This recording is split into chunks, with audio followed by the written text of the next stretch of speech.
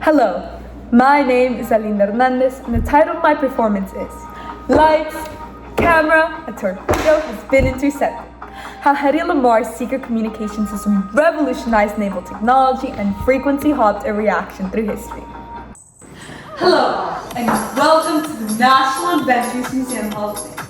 As your tour guide, I have the pleasure to show you our exhibits that capture revolution, which can be defined as an innovation that has drastically changed history.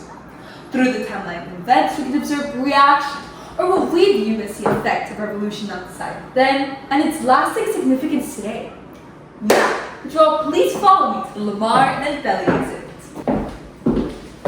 Driven to help the Allies in World War II, Hollywood actress Hedy Lamarr invented the secret communication system along with piano composer George Hedy to guide and intercept torpedoes, which was an idea that would revolutionize naval technology and cause a long-term reaction for modern wireless systems.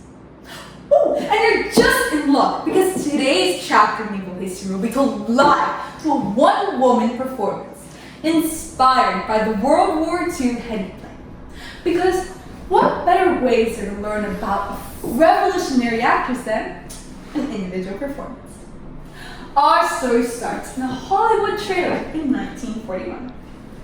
Ready? Lights, camera.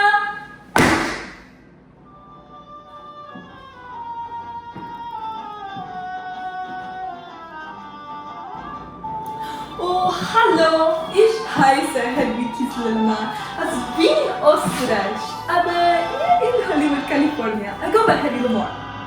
Today, as of 1941, I'm currently starring in sci-fi. But I would describe myself much more differently than the stereotypical actress I play in this movie. I am a rather simple but complicated person.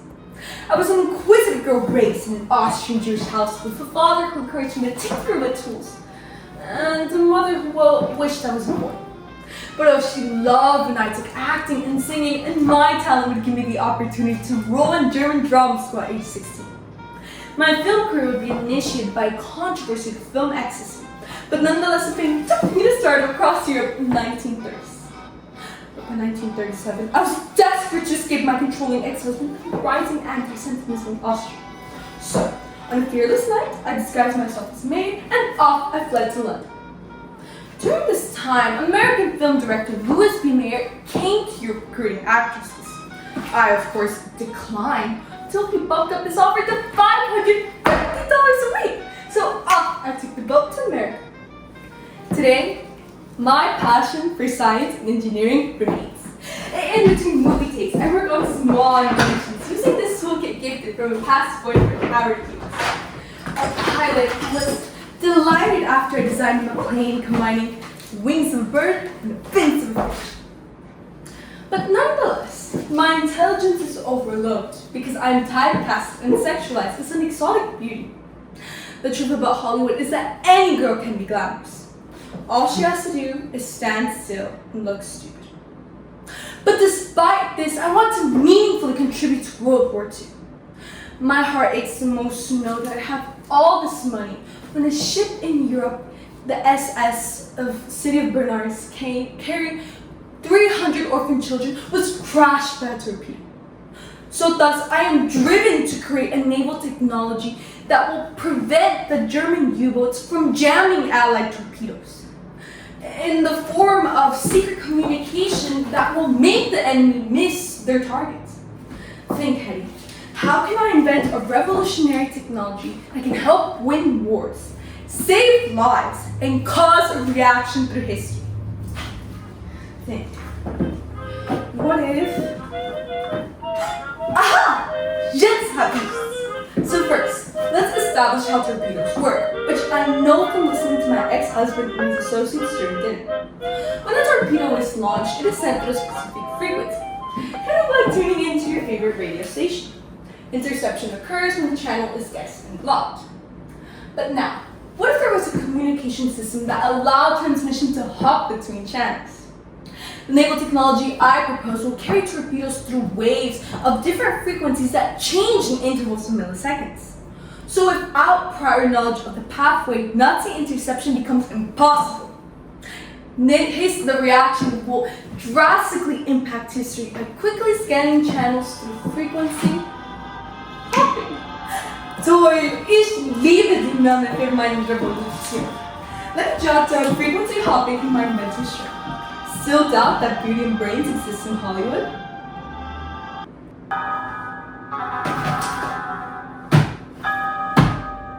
Grazie. That was the piano mechanique by yours truly. Bad boy of music, George and Debbie. Co-inventor of the radio-directed torpedo, along with Hedy Lamarr. What? You're surprised that someone like little old me can have a friendship with the most beautiful woman in the world? Well, I too thought it was a joke when my friend Adrian told me that Hedy wanted to see me after reading my articles in the Esquire in 1941. My eyeballs sizzled when we first met, but the night ended with a number written with lipstick all over the front of my car's window, which then led to our inventors' partnership after second date. Hedy had a brilliant idea, and along with my knowledge of the piano and synchronization, we would bring frequency hopping to life. But why, out of all things, focus on naval technology? Well, in the Easter of '39, my diplomat brother Henry M. Deli warned me that the world would burst into flames on September 1st. But not to fear, Hitler would be kicked in the teeth for failing to provide an adequate and revolutionary navy themselves. Hence our strategy to reform the U.S. naval torpedo system. I unfortunately would never see my brother alive again, but this personal motivation encouraged Hedy and I to work hard on our secret communication system. And today, as of 1942, our patent has finally been accepted. Come along, we were deeply inspired by the inner workings of the piano, and I want to show you how our drawings motivated us to bring our ideas to life. Because like a piano roll, scrolls of perforated paper could be placed within a torpedo to produce a spectrum of say 100 or 200 different cycles, constantly changing between 80 different channels without a particular limit. For its implementation in the Navy, both the transmitting and receiving ship must be synchronized, with an observation plane overhead to direct any changes for the torpedo to accurately reach its target. Moreover, we have forwarded our invention to the Inventors Council because we have entrusted that they will send it to the US government, because we strongly hope in a reaction that will empower the use of frequency hopping and radio transmission. Hello, I am a representative of the United States Navy, and today, as of 1942, we reject the secret communication system.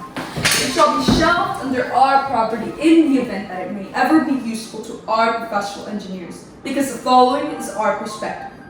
Not only is it extremely impractical to place an entire piano within our torpedoes, and the observation plane could be a dead giveaway of our location to the enemies, but how can we trust a patent that is in direct violation of Executive Order 8389, which prohibits alien involvement?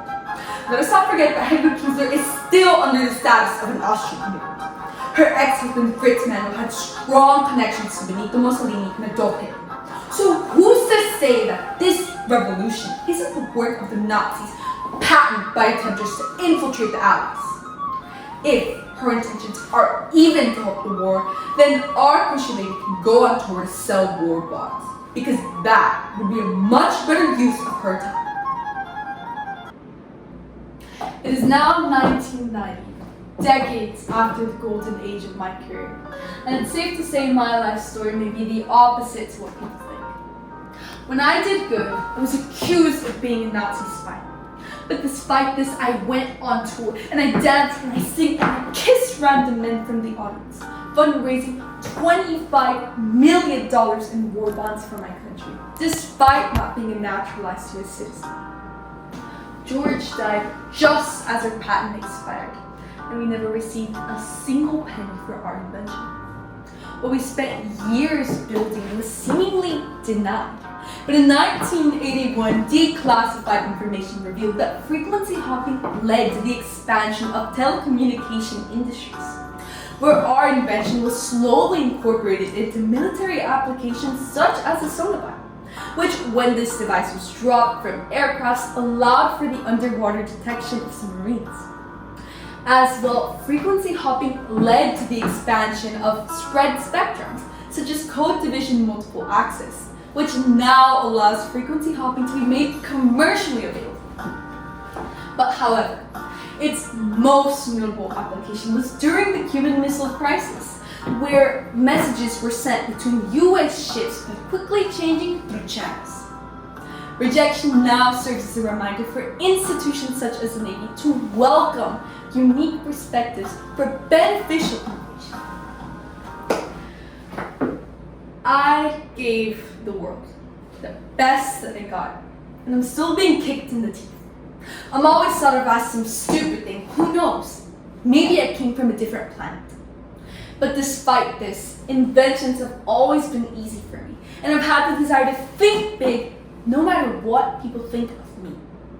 Had George and I given up, there would have been no reaction in history, which I know will continue to impact modern wireless systems and naval technology. I leave you all with this. Do it all anyway.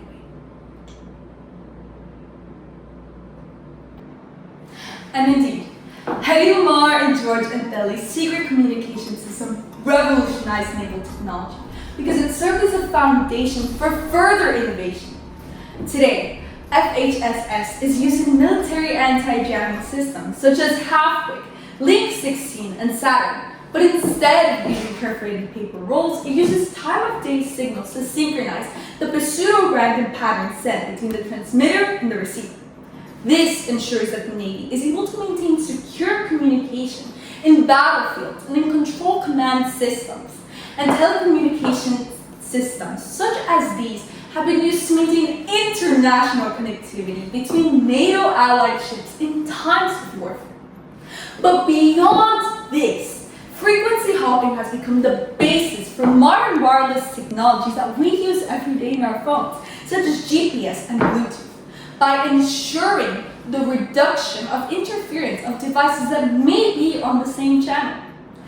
However, its most notable application is Wi-Fi, because as something as simple as a Google search to empowering globalization, frequency hopping literally brings connection to the world. That's why it's so unfortunate that the brilliance of frequency hopping was overlooked during its time, and our inventors went without proper recognition for years.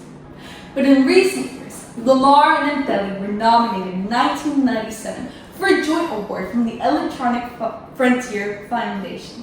And in 2014, we inducted the pair into our museum, where we have named Hedy the Mother of Wi-Fi. The purpose of her exhibit is to continue reaction by inspiring women, the underestimated, and everyday people like ourselves, that society's perceptions of who we are do not determine our potential.